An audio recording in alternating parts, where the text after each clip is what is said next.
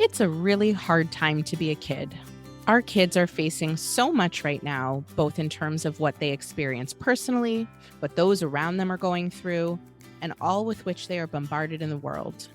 On today's episode of Parenting the Mental Health Generation, we will hear about trauma-informed education, a different and important way of thinking about how to support our students.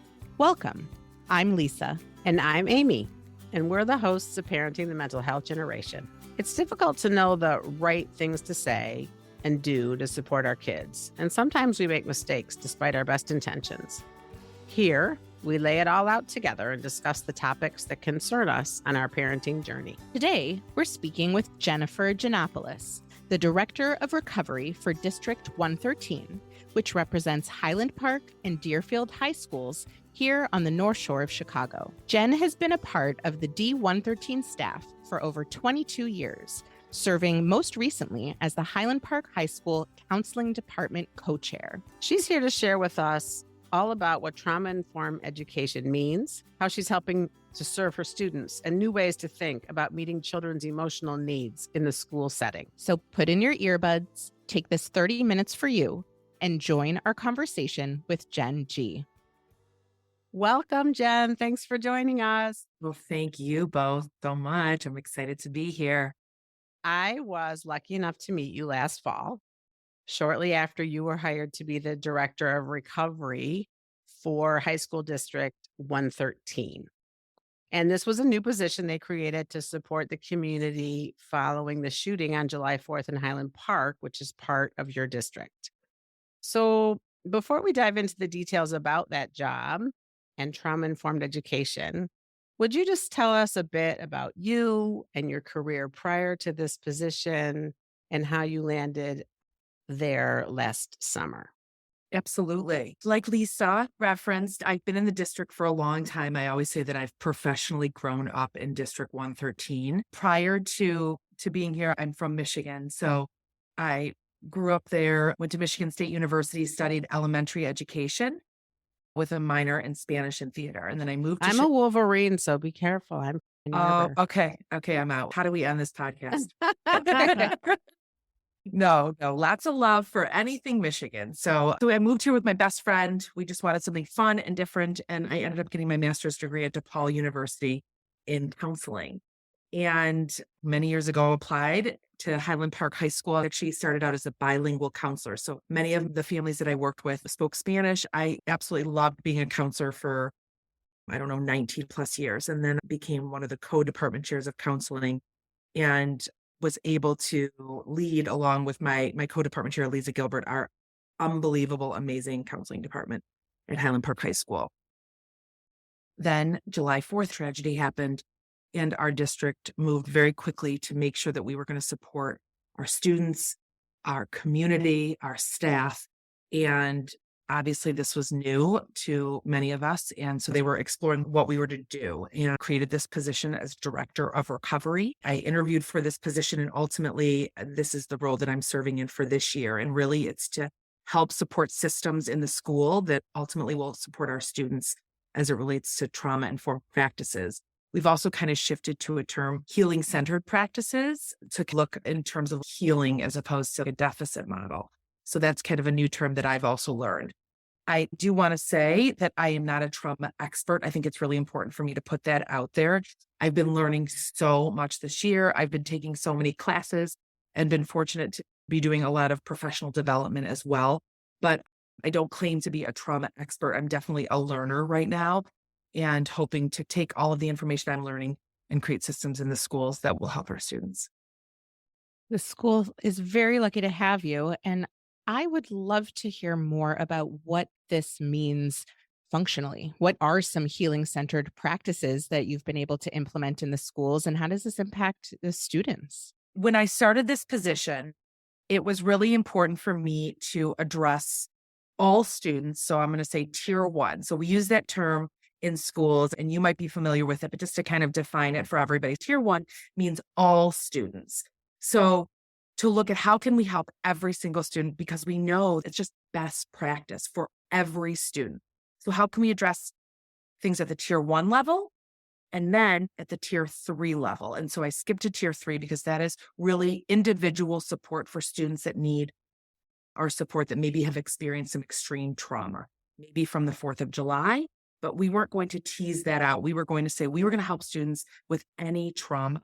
We also know that almost 1 in 4 students comes to us with having experienced some trauma. So again, when I say this is best practice, this is reactive because of the 4th of July, but truly these are practices that all schools should be implementing within their systems. Can I stop you for just 1 second, Jen? Before you go any further, will you just define or give some examples for our audience of what trauma might be? Because you say it can be any kind of trauma, but let's just identify a couple of those.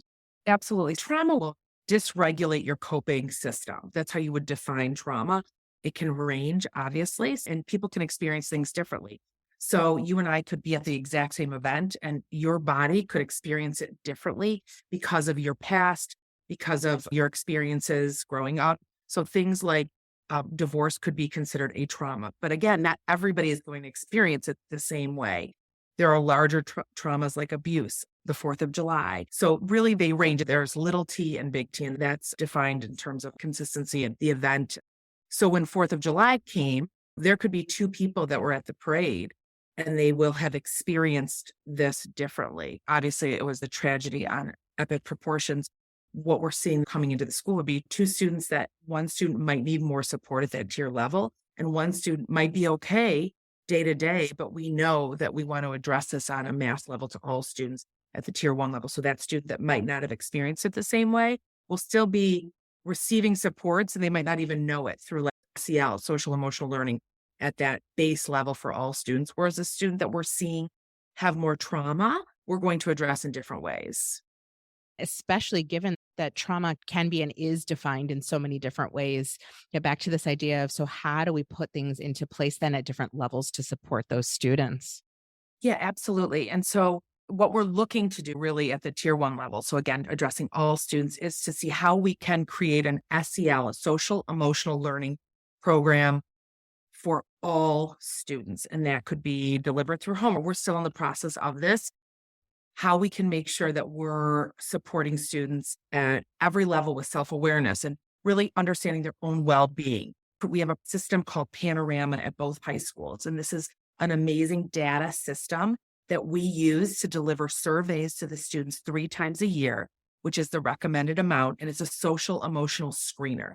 And it really asks pointed questions about students. Can they identify ways to cope? I mean, there's a variety of different questions. And we use that information to help inform our practices. So we use it, again, to inform about the curriculum that we're going to develop to address social emotional learning. And then we look at it to see who is reporting that they need more supports through that tier 1 level. And so that's where we've created the tier 1 interventionists at the high school. And those are 2 licensed certified staff members, Genevieve Misfell at Highland Park and Robin Korlitz. And they, under this director of recovery position, they're working in both schools, respectively, to implement systems that are going to help all students, the tier 1.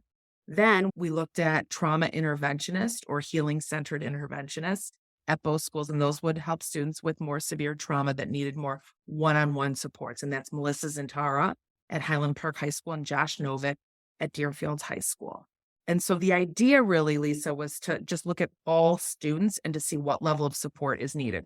All students to get some sort of a delivery of an SEL program through tier 1, and then at tier 3 level, addressing independent needs for students that are experiencing more trauma.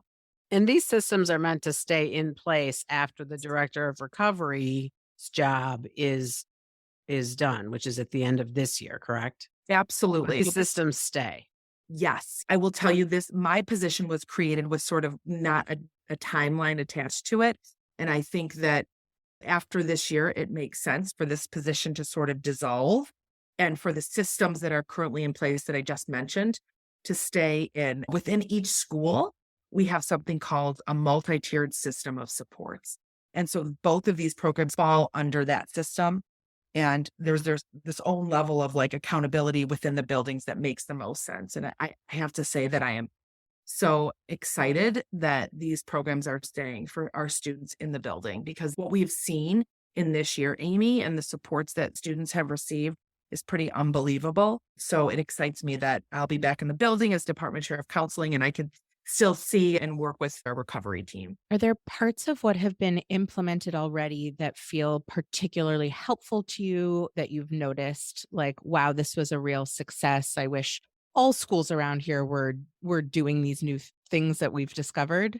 For sure. I think that the professional development that we've been trying to provide for all of our staff has been amazing. And that's really just around these healing centered practices, which, like I said before, is really best practices. And I also want to say so many teachers already do this. A lot of this is just a mindset shift.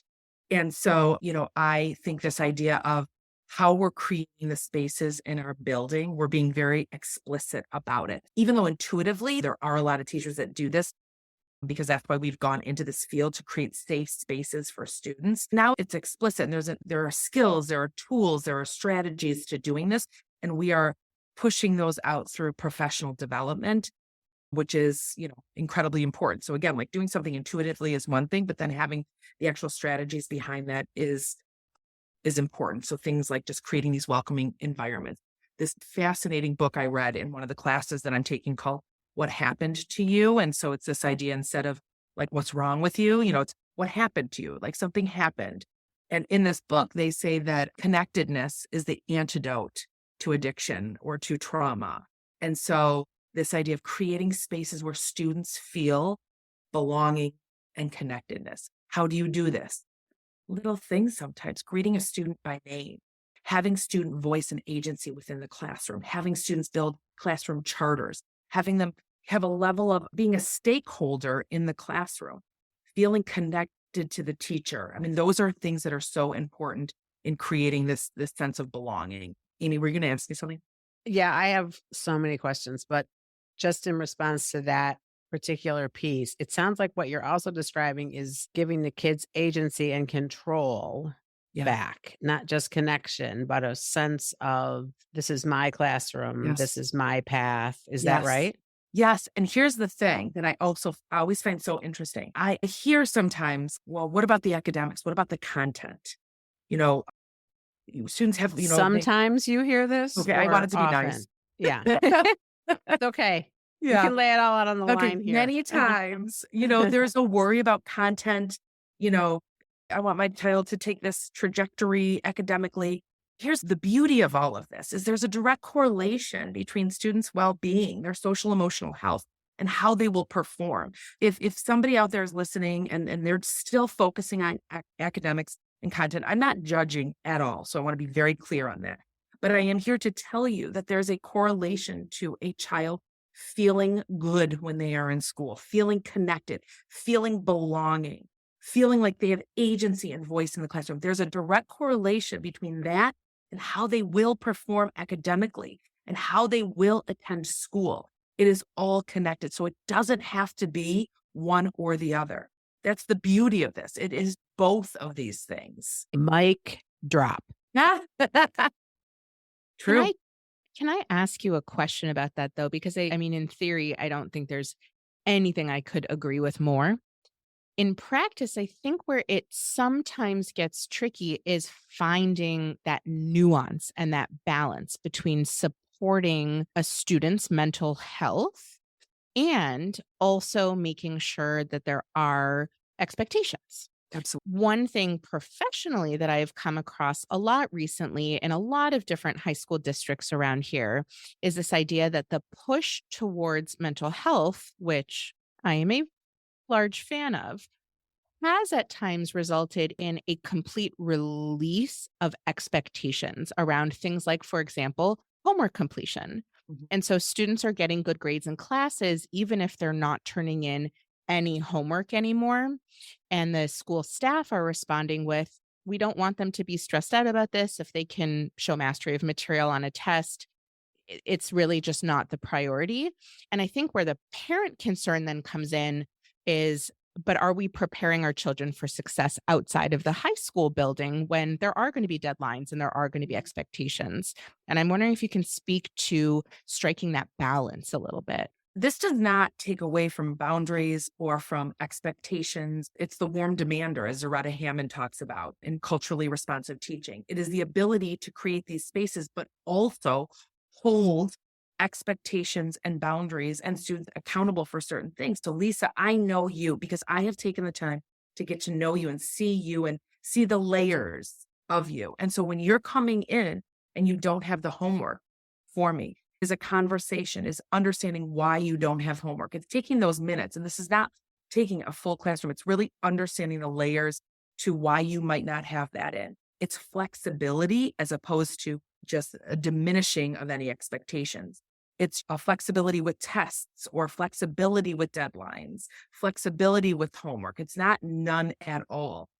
And again, like all of the research points to, with all of this, you will see an increase in academic, an increase in test scores. So to somebody who might worry that with this is going to come a decline in these, is not what we're seeing at all, research-based statistically. And it also takes time to build these relationships. It takes time to create this space in the classroom. And I understand that. I also want to say, I haven't been in the classroom. I taught middle school years ago. So I think it's so important to remember that being in a classroom all day, like teachers, it's tough. And I just want to give that shout out. If there are teachers listening or even for parents to understand, there are so many demands for our staff. I just want to acknowledge that as well. Going to be the question I had, and that is that I did spend a number of years in an elementary classroom here as an assistant teacher, and I still am in close touch with a lot of my teaching colleagues. Yeah. And, almost across the board, if not completely across the board, everyone is reporting complete exhaustion, frustration. Kids are really struggling, and so behaviors are tough. Yeah. Classroom management has become top of mind for everyone. How did the staff in your district, how was it received, this sort of change of mindset, as you called it? And how is it received now, 10 months later? Can you speak to that a bit? Of course. I think it's still being received. It's still so new. And I want to say again, these are things that staff has been doing forever, but we're naming it. We're just more intentional. The position, so Genevieve at Highland Park and Robin at Deerfield, were created as almost an instructional coach model. So the idea is to help teachers and to lessen that load, so to speak, and be able to come in and work with teachers on some strategies to help all of the things that you just talked about, Amy. They've actually taken residencies. They've done collaborations with departments. They have office hours. They have done lunch and learn professional development to really address this and to look at how they can be most helpful to staff. So a staff member could either come to them and say, I am frustrated. Nobody's listening. Kids are dysregulated. I need help. That's the idea behind those positions, is really to take some of that mental burden off of teachers and to assist them in that way. Here's what else I'll say. Any social emotional learning program, so we say an SEL program, you may have heard this term. It's used frequently now. It stands for social emotional learning.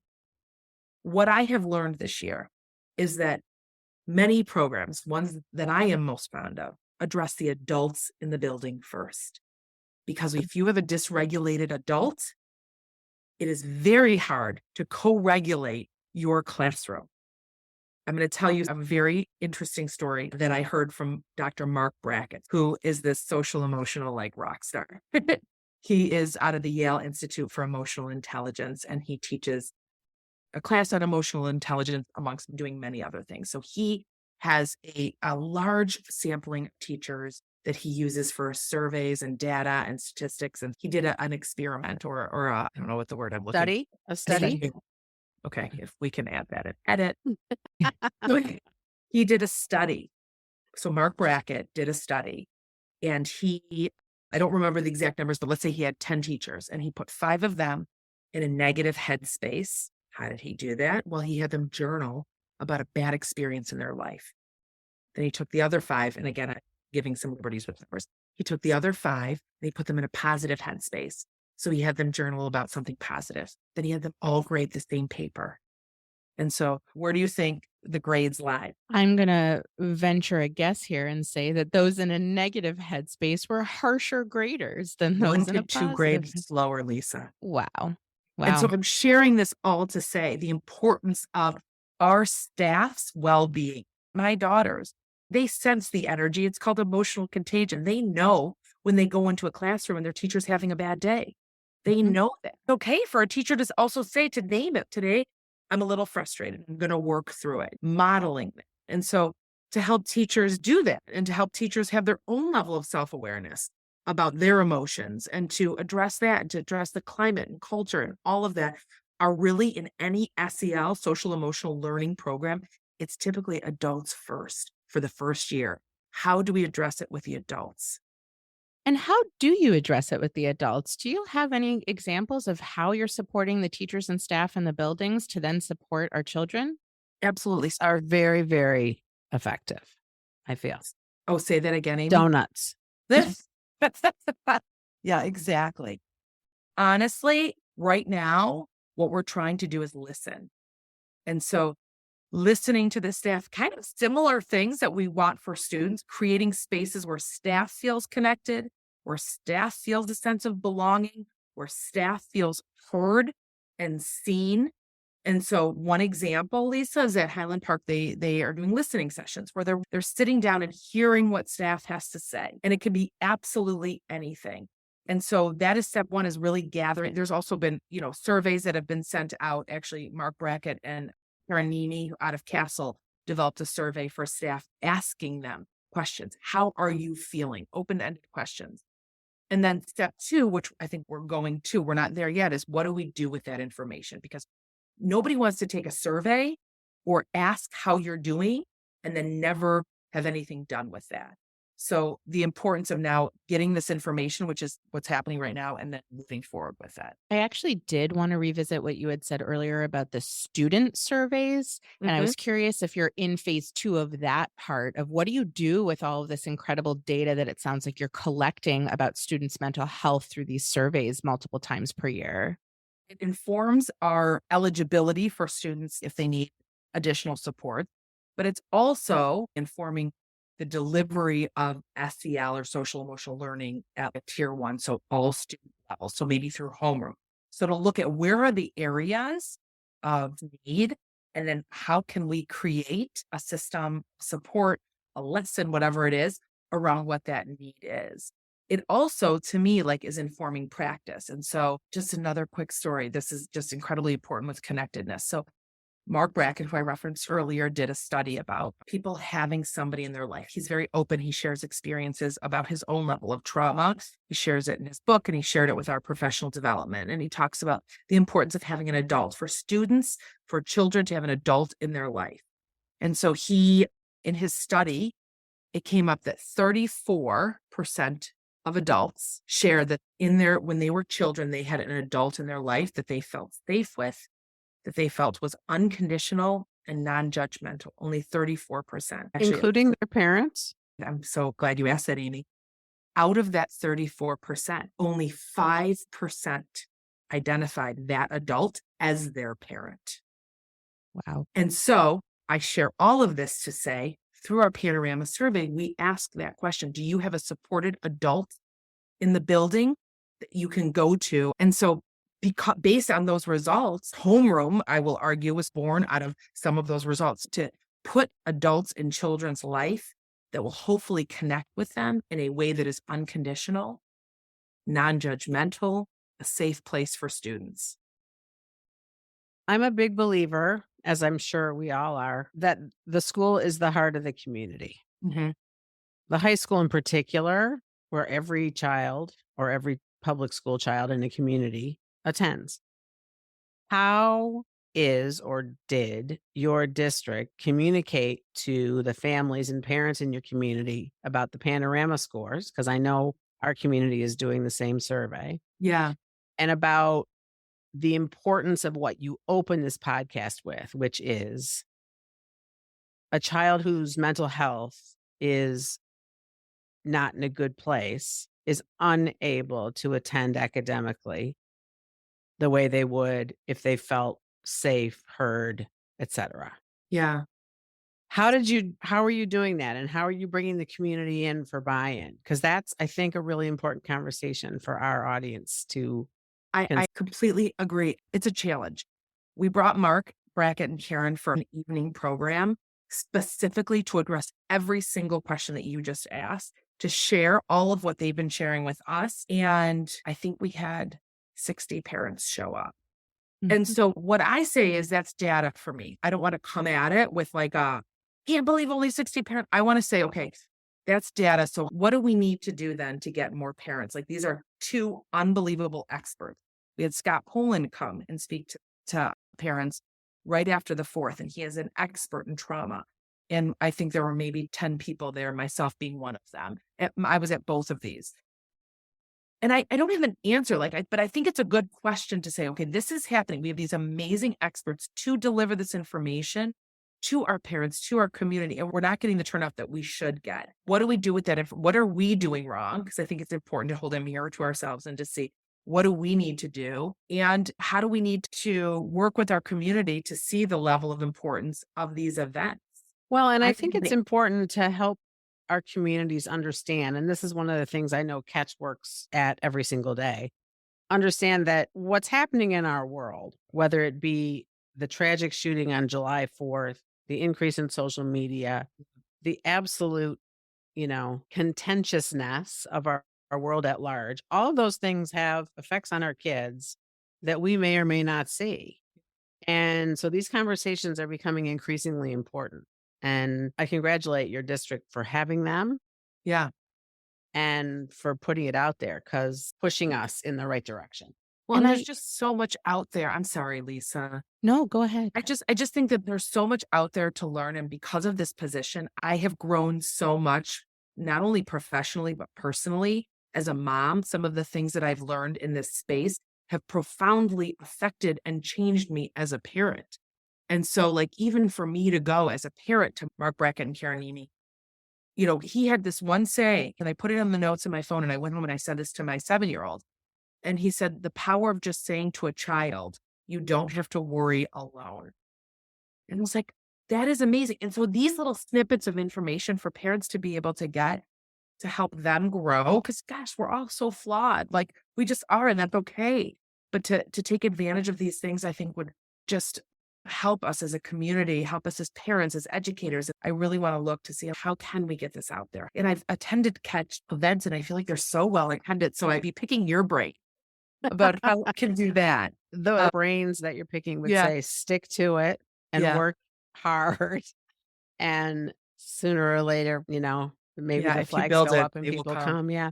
We don't have much time left at all. And I feel like we could invite you back to really learn the ins and outs of what's happening inside the schools. But I think we've done a really good job introducing what trauma-informed education is and why it's important. Is there anything else that you would like to add, Jen, before we sign off on this particular episode? I think it would be awesome if you ever had time to bring in Melissa Zantara, who is one of our healing center instructors, and she actually developed a wellness center at Highland Park. I think you'd be so interested in picking her brain because she can really get into this and talk more specifically about things. Maybe my parting words would be this idea that what we're talking about is not meant to be an add-on. It's meant to be hearing and seeing students and creating spaces for students to be who they are. Because if a student is dysregulated, they can't access the ability, the part of the brain that allows them to learn the content or take the test or turn in the homework on time.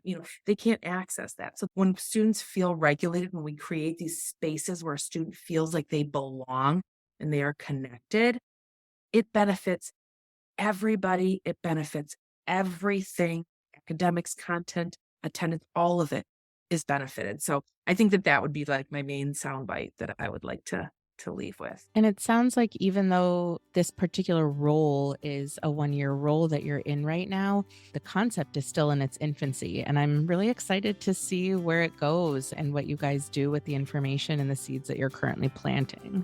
So thank you. Merci, Lisa. Thank Thank you so much for coming you. today. Thank you. It was great. Stay current on all Catch programming by liking us on Facebook at Catch is Community or by visiting our website, catchiscommunity.org. We're glad that you joined us to continue the conversation. It's important to talk about our mental health and reach out for help if needed.